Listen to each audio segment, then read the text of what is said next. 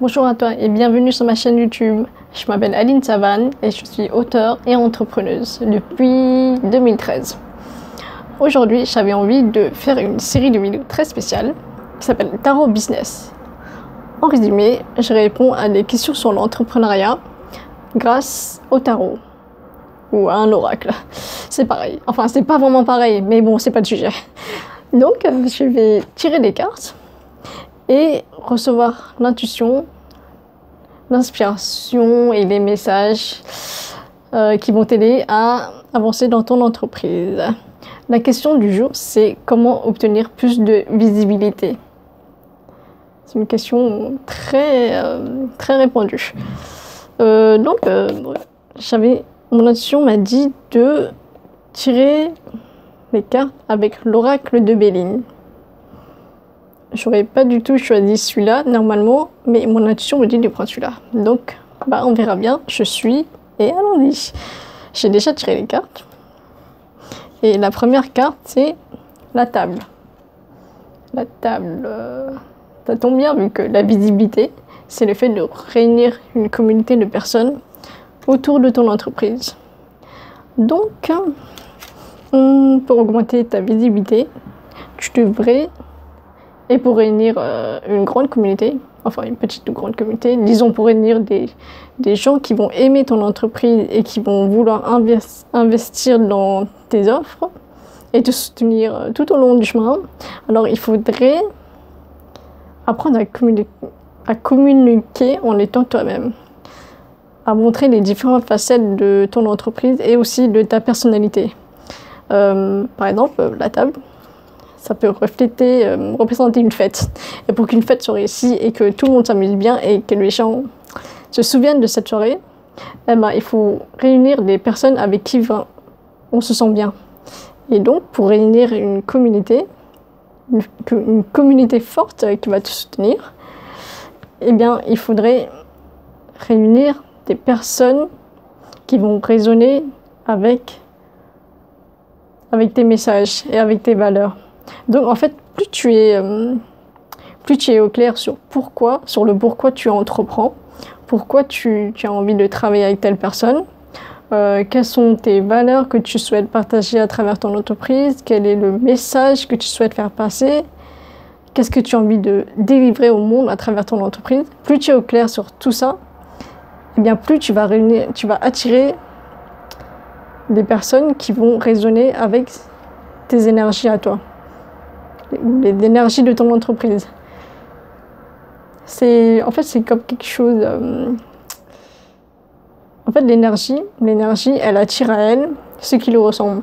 Donc plus tu vas être connecté à toi-même, centré avec ce que tu fais, et tu connais les fondations de ton entreprise, plus cela va attirer énergiquement des gens qui vont faire partie de ta communauté parce que ce que tu offres à travers ton entreprise vont leur parler d'une manière ou d'une autre, que cela soit à travers ta personnalité ou à travers tes messages, à travers tes posts des réseaux sociaux, parce qu'il y a une partie de toi qui va résonner avec elle et du coup ça attire les gens. Plus tu fais quelque chose qui te ressemble, plus tu montres qui tu es, plus cela va attirer naturellement des gens. En fait, tu attires toujours à toi ce que tu es, ce que tu montres, ce que tu oses montrer. Donc si par exemple si tu proposais des offres que tu n'aimes pas faire, parce que les gens te disent ah ouais, parce que faire ça c'est à la mode, faire des vidéos c'est à la mode, faire des vidéos en direct c'est à la mode, c'est tendance parce que t'es obligé de faire ça pour réussir dans ton entreprise, du coup tu es en train de faire des choses que tu n'aimes pas et qui te mettent pas à l'aise, que tu n'as pas envie de faire en fait, mais que tu fais parce que tu crois que tu dois faire ça pour réussir. Quand tu fais des choses qui ne te ressemblent pas, ton énergie elle va être toute petite, toute basse, et donc elle ne va pas attirer beaucoup de monde. Alors au contraire, lorsque tu fais quelque chose avec passion, que tu sais pourquoi tu le fais, que tu crois en ce que tu fais, après ton énergie va grandir et la force d'attraction énergétique, elle va être plus forte. Et c'est là que tu vas devenir de plus en plus visible.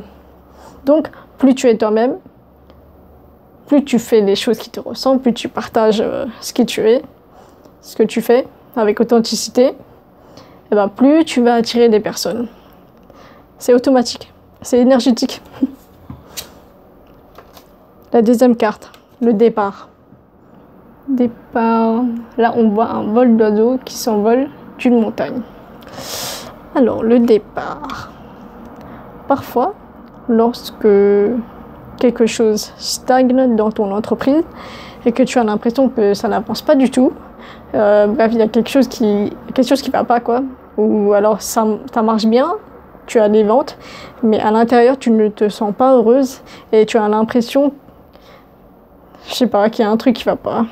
Et ben dans ce cas, peut-être que c'est l'occasion pour toi de prendre un nouveau départ, de faire quelque chose de nouveau dans ton entreprise, que cela soit dans ta manière de communiquer, ou dans tes offres, ou dans ta façon de te montrer.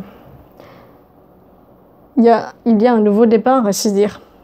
Il y a quelque chose à réaligner à l'intérieur de toi parce qu'il y a quelque chose que tu fais depuis longtemps et qui peut-être ne te ressemble plus, que tu n'as plus envie de faire, qui ne te mettent pas en joie, ou alors qui te mettent trop de stress.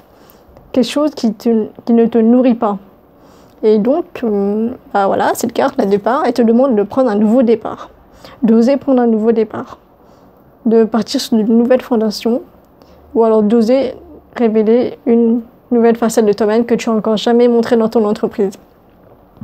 D'ailleurs, je voulais te partager une anecdote. Alors en fait, je suis accompagnatrice et je suis aussi médium. Sauf qu'avant, je ne parlais pas du tout de mon côté médium, de l'intuition ou alors des cartes du tarot. Et lorsque j'ai osé en parler, j'ai l'impression que mon entreprise a subi une sorte d'expansion.